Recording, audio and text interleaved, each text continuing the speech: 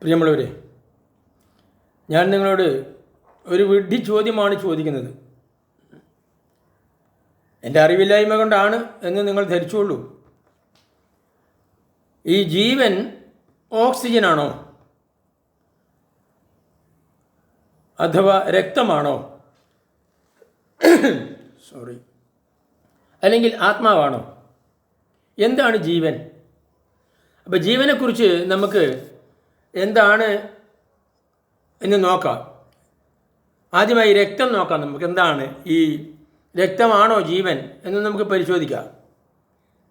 It is a vital fluid that circulates through our bodies carrying oxygen, nutrients and waste products. It is essential for our survival and plays a crucial role in maintaining overall health. If you have, yes, അപ്പോൾ ഇതാണ് ഇതിനകത്ത് പറയുന്നത്. It is a vital fluid that circulates through our bodies, carrying oxygen, nutrients and waste products, and is essential for our survival and plays a crucial role in maintaining overall health. അപ്പോൾ ഇതാണ് നമ്മുടെ ശരീരത്തിൻ്റെ ആരോഗ്യത്തിൻ്റെ ആകമാനമുള്ള നമ്മുടെ ശരീരത്തിൻ്റെ നിലനിൽപ്പിന് വേണ്ടി, അതിൻ്റെ മെയിൻറ്റെയിനിങ്ങിന് വേണ്ടി രക്തം അത്യാവശ്യമാണ്. ഈ രക്തത്തിലുള്ളത് എന്താണ് കാര്യമായിട്ടുള്ളത്? ഓക്സിജനുണ്ട്, ന്യൂട്രിയൻസ് ഉണ്ട്, വേസ്റ്റ് പ്രോഡക്റ്റ് ഉണ്ട്. അപ്പോൾ ഇതൊക്കെ അതിനകത്തുണ്ട്. അപ്പോൾ അങ്ങനെയുള്ള ഒരു സാധനമാണ് ഈ രക്തം. അപ്പോൾ ഈ രക്തം നമ്മളെ ആരോഗ്യത്തിന് ആവശ്യകരമാണ്. It is essential for our survival and plays a crucial role to maintain overall health. അതാണ്. അപ്പോൾ ഇത് നമ്മുടെ നിലനിൽപ്പിന് തന്നെ രക്തം ആവശ്യമാണ്, നമുക്കറിയാം. അപ്പോൾ ഈ രക്തത്തിനകത്ത് ജീവനുണ്ടോ എന്ന് ചോദിച്ചാൽ അതിന് നമുക്കൊരു ഉത്തരം ഈ പറയുന്നതായ നിർവചനത്തിൽ നമുക്ക് കിട്ടിയിട്ടില്ല. ഇനി നമ്മൾ ഓക്സിജൻ്റെ നിർവചനം നോക്കാം. എന്താ oxygen?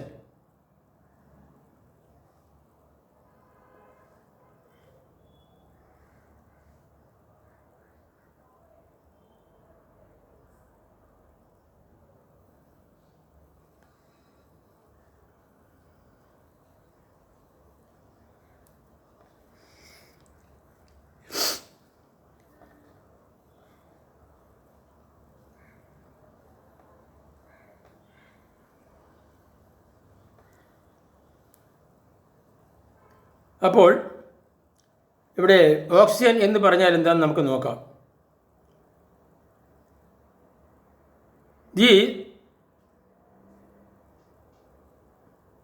This essential gas is vital for life. Oxygen, it is a gas and it is essential for our life. A vital for our life. Supporting respiration and various metabolic processes in living organisms. It plays a crucial role in maintaining life on our planet. അപ്പോൾ oxygen എന്ന് പറയുന്നത് നമ്മൾക്ക് മാത്രമല്ല, ചെടികൾക്കും അതുപോലെ തന്നെ ഈ അന്തരീക്ഷത്തിലെ നിലനിൽപ്പിനും ഈ പ്ലാനറ്റിനും എല്ലാം ഈ ഓക്സിജൻ ആവശ്യമാണ്. അപ്പോൾ ഓക്സിജനെക്കുറിച്ച് അങ്ങനെയാണ് ഒരു നിർവചനം നമുക്ക് കിട്ടിയിട്ടുള്ളത്. Oxygen is essential gas that is vital for our life, supporting respiration and various metabolic processes in living organisms. It plays a crucial role in maintaining life on our planet. അപ്പോൾ നമ്മുടെ ജീവസന്ധാരണത്തിന് oxygen ഒഴിച്ചുകൂടാത്ത ഒരു കാര്യമാണെന്ന് നമുക്ക് അറിയാം. ഇനി ഇത് ആത്മാവാണോ? നമുക്കത് നോക്കിക്കളയാം. ആത്മാവാണോ എന്ന് നമുക്കൊന്ന് നോക്കാം.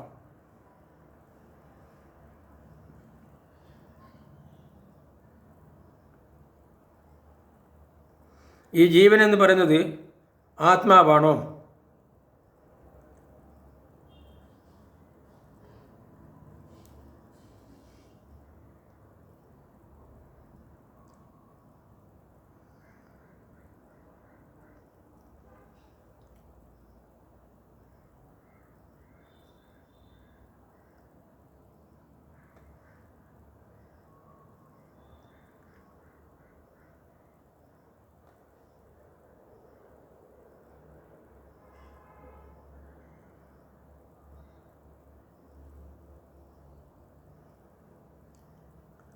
അപ്പോൾ സ്പിരിറ്റ് എന്ന് പറയുമ്പോൾ ഹോളി സ്പിരിറ്റ് തങ്ങൾ പറഞ്ഞില്ല. സോറി, സ്പിരിറ്റ് അല്ല, എൻ്റെ അടുത്ത് തെറ്റുപറ്റി, എന്നെ ക്ഷമിക്കണം. സോൾ, SOUL, സോളാണ്. ദയവായി ക്ഷമിക്കുക.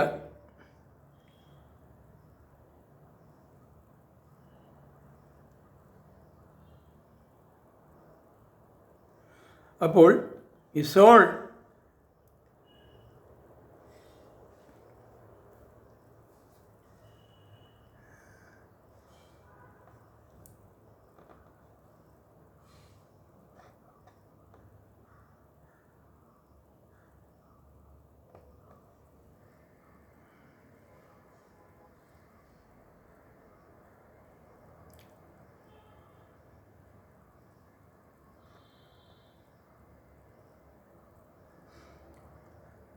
the spiritual part of a person that some people believe continues to exist in some form after their body has died. അപ്പോൾ മരിച്ചു കഴിഞ്ഞാലും, നമ്മളെ ഈ ശരീരം മരിച്ചു കഴിഞ്ഞാലും ആത്മാവ് നിലനിൽക്കുന്നു എന്നാണ് നാം ഇതിൽ നിന്നും മനസ്സിലാക്കുന്നത്. Spiritual part of a person, ഒരു മനുഷ്യൻ്റെ ആത്മാവ് എന്ന് പറയുന്നത് നമ്മൾ എങ്ങനെയാണ് വിശ്വസിക്കുന്നത്? It continues to exist in some form after the body has died. അവൻ മരിച്ചു കഴിഞ്ഞാലും ആത്മാവ് നിലനിൽക്കും. It is a non physical essence of an individual that experiences deep feeling and emotions. ഈ ആത്മാവിന് അങ്ങനെ ചില സ്വഭാവങ്ങളൊക്കെ ഉണ്ട്. എന്താണത്? It is the non physical essence.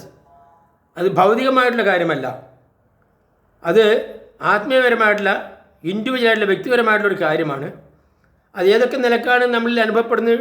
Deep feelings and emotions, ഇതെല്ലാം തന്നെ ഉണ്ടാക്കുന്നത് ഈ സോളാണ് എന്നാണ് പറയുന്നത്.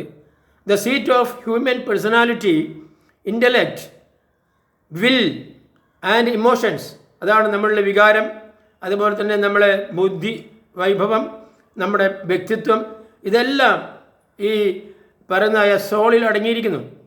Essentially it is the core essence that defines our innermost being. അതാണ് ഇത് മൊത്തമായ വളരെ ഒരാവശ്യമാണ് സോൾ. പക്ഷേ ഈ സോള് സയൻസ് ഉണ്ടെന്ന് പറയുന്നില്ല. സയൻസ് ഈ സോളിനെ കുറിച്ച് ഒന്നും പറയുന്നില്ല. ശാസ്ത്രത്തിന് ഇന്ന് വരെ ആത്മാവിനെ കണ്ടെത്താൻ കഴിഞ്ഞിട്ടില്ല. ആത്മാവ് എവിടെയാണെന്ന് പറയാൻ കഴിഞ്ഞിട്ടില്ല. ആത്മാവ് എങ്ങനെയാണെന്ന് പറയാൻ കഴിഞ്ഞിട്ടില്ല. അതാണ് സയൻസിൻ്റെ ഇന്നത്തെ നിലപാട്. അപ്പോൾ ആത്മാവിനെക്കുറിച്ച് സയൻസ് ഒന്നും പറയുന്നില്ല. അതുപോലെ തന്നെ ജീവനെക്കുറിച്ച് സയൻസ് ഒന്നും പറയുന്നില്ല. എന്താണ് സയൻസിൽ ജീവനെക്കുറിച്ച് പറയുന്നത്?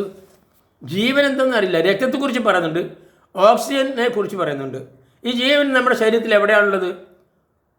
നമ്മുടെ ഹൃദയത്തിലാണോ, ശ്വാസകോശത്തിലാണോ, അല്ലെങ്കിൽ കിഡ്നിയിലാണോ, ബ്രെയിനിലാണോ, എവിടെ ഈ പറയുന്നത് ലിവറിലാണോ, എവിടെയാണ് ഈ പറയുന്നത് ജീവൻ നിലനിൽക്കുന്നത്? നമുക്കറിയോ എവിടെയാണെന്ന്? നമുക്ക് അതിനെക്കുറിച്ച് അറിയില്ല. എവിടെയാണെന്ന് നമുക്കറിയില്ല. അത് പ്രത്യേകിച്ച് എടുത്ത് കാണാൻ കഴിയില്ലല്ലോ. അതേസമയത്ത് ബ്ലഡിനെ കുറിച്ച് നമുക്ക് പറയാം, അതേപോലെ തന്നെ ഓക്സിജനെ കുറിച്ച് നമുക്ക് പറയാം, എല്ലാം നമുക്ക് പറയാം. പക്ഷേ ജീവൻ ശരീരത്തിൽ എവിടെയാണുള്ളത് നമുക്കറിയില്ല. ഹൃദയത്തിലാണോ, ശ്വാസകോശത്തിലാണോ, കരളിലാണോ, കിഡ്നിയിലാണോ അറിയില്ല. ഈ ഓക്സിജൻ എന്താണെന്ന് നാം കണ്ടുപിടിച്ചു ഇല്ലേ? നമുക്കറിയാം H2O അല്ലേ? അത് വിഘടിച്ചാൽ ഓക്സിജൻ നമുക്ക് കിട്ടും. വെള്ളത്തിൽ നിന്നും നമുക്ക് ഓക്സിജൻ കണ്ടെത്താൻ കഴിയും. അതുപോലെ തന്നെ അന്തരീക്ഷത്തിൽ ഉള്ള ഓക്സിജൻ, അതാണ് ഈ നമ്മളെല്ലാം വലിച്ചെടുക്കുന്നത്. ഓക്സിജനെക്കുറിച്ച് നമ്മൾ പലരെയും പഠിച്ചിട്ടുണ്ട്. അതിനെക്കുറിച്ച് പറഞ്ഞ് ഞാൻ ഒരു തെറ്റായ മാർഗത്തിലേക്ക് പോകുന്നില്ല, ശരിയായ മാർഗത്തിൽ അവിടെ നിൽക്കട്ടെ. രക്തം എന്താണെന്ന് നാം പഠിച്ചു. കാരണം രക്തം എന്താണ്? ജീവൻ നിലനിർത്തുന്നതിന് വേണ്ടി രക്തം ആവശ്യമാണ്. രക്തചംക്രമം ഇല്ലാത്തവനാണ് മരണാവസ്ഥയിലുള്ളവൻ. അപ്പോൾ ഇതൊക്കെ നമ്മൾ പഠിച്ചു. പക്ഷേ ജീവൻ എന്താണ്? അത് നമ്മുടെ ശരീരത്തിൽ ഉണ്ട്. അത് നമ്മെ വിട്ടു പോകുമ്പോൾ നാം ജീവനില്ലാത്തവരായി മാറുന്നു. നാം മരിക്കുന്നതെന്ന് പറയുന്നത് എങ്ങനെയാണ് നാം മരിക്കുന്നത്? ജീവൻ പോയി എന്ന് പറയുമ്പോഴാണ്. നമ്മളെ ജീവൻ നമ്മളെ വിട്ട് പോകുമ്പോഴാണ് നാം മരിച്ചു പോയി എന്ന് പറയുന്നത്. അപ്പോൾ രക്തചംക്രമണം നിൽക്കുമ്പോൾ നാം ജീവനില്ലാത്തവരായി മാറുകയാണ് ഇവിടെ ചെയ്യുന്നത്. അപ്പോൾ അങ്ങനെയുള്ള ഒരു അവസരത്തിൽ എന്താണ് ജീവൻ എന്ന് നമുക്ക് കണ്ടെത്തണ്ടേ? കർത്താവായ യേശു ക്രിസ്തു പറഞ്ഞു, ഞാൻ തന്നെ വഴിയും സത്യവും ജീവനുമാകുന്നു. അപ്പം ജീവൻ എന്നുള്ളത് ഒരു ആധ്യാത്മിക വാക്കാണ്, ഒരു ദൈവിക വാക്കാണ് ജീവൻ. സോൾ എന്ന് പറയുന്നതും ഒരു ആത്മീയ വാക്കാണ്, ഒരു ദൈവിക വാക്കാണ്. ഇത് രണ്ടും നമ്മുടെ ശരീരത്തിൽ എവിടെ നോക്കിയാലും നമുക്ക് തിരഞ്ഞെടുക്കാൻ കഴിയില്ല. അപ്പോൾ ഇത് രണ്ടും ദൈവം നമുക്ക് ജന്മന തന്നിട്ടുള്ളതായ രണ്ട് അത്ഭുത സിദ്ധികളാണ് എന്ന് നമുക്ക് വേണമെങ്കിൽ പറയാം. അപ്പോൾ ഈ ജീവനാണ് നമ്മൾ ഇന്ന് പോകുന്നത്. അപ്പോൾ കർത്താവായ യേശു ക്രിസ്തു പറഞ്ഞു, ഞാൻ തന്നെ വഴിയും സത്യവും ജീവനുമാകുന്നു. അപ്പോൾ ഈ ജീവനാണ് നാം അന്വേഷിച്ച് നടക്കുന്നത്. അപ്പോൾ ദൈവം ഈ ജീവനെ നമുക്ക് നൽകി. മനുഷ്യനെ ദൈവം മണ്ണ് കൊണ്ട് സൃഷ്ടിച്ചു എന്നും നാം പഠിച്ചിട്ടുണ്ടല്ലോ. അവനെ സൃഷ്ടിച്ചു, ദൈവത്തിൻ്റെ സാദൃശ്യത്തിൽ, ഇമേജിലാണ് സൃഷ്ടിച്ചത്. അങ്ങനെ ആ രൂപത്തിൽ ജീവൻ വന്നത് എങ്ങനെയാണ്? അവൻ ആ മൂക്കിൽ, മനുഷ്യൻ്റെ ആ മൂക്കിൽ ജീവശ്വാസം ഊതി എന്നാണ് പറയുന്നത്. അങ്ങനെയാണ് അവന് ജീവൻ വരുന്നത്. ആ ജീവനാണ് നമ്മളിൽ നിലനിന്ന് വരുന്നത്. അതിനാണ് നാം ജീവൻ എന്ന് പറയുന്നത്. അപ്പോൾ ഈ ജീവൻ എന്ന് പറയുന്നത് അത് ദൈവം നമുക്ക് തരുന്നതായ ആ ജീവനാണ്. അത് ദൈവം തന്നെയാണ് ആ ജീവൻ. അപ്പോൾ എന്നെ കേട്ട നിങ്ങൾക്ക് എല്ലാവർക്കും നന്ദി, നമസ്കാരം.